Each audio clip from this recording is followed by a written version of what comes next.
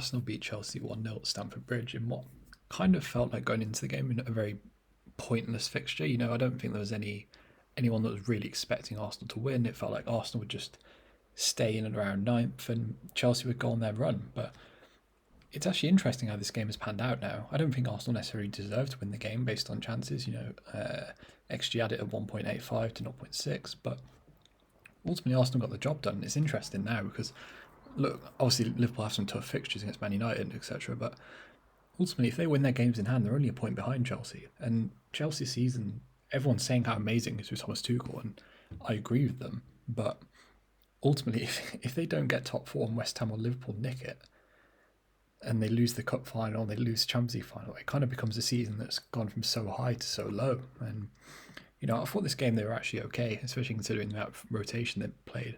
I didn't think Arsenal were very good. I thought Pablo Mari was terrible.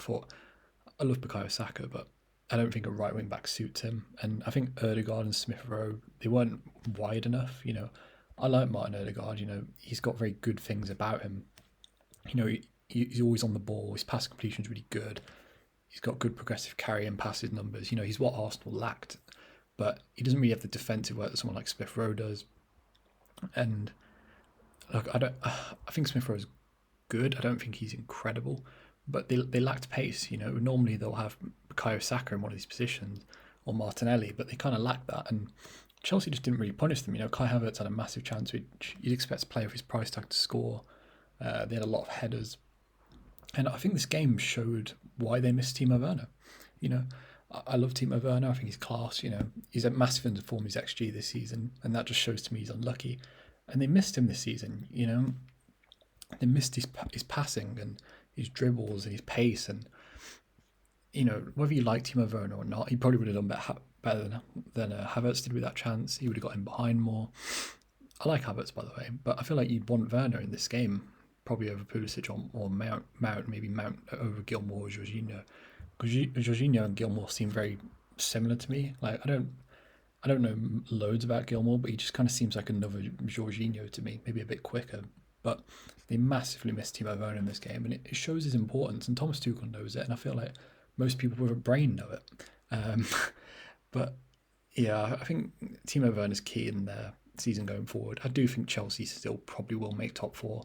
You know, if you look at the Premier League fixtures coming up, Liverpool got Man United, which is obviously a very tough game.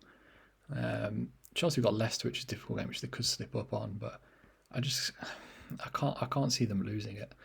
And I think they will beat Leicester in the cup. Obviously, Werner and Kante will come in, and this was a weakened Chelsea side. You know, Rudiger wasn't in there either, or Mendy wasn't in there. Although I thought Kepa had a good game. But to be honest, this game didn't really have any jeopardy, and it kind of just fizzled out in the end. But it's a good win for Arsenal. You know, Arteta, it feels like he needs to win every game from now to the end of the season to even kind of win back the fans.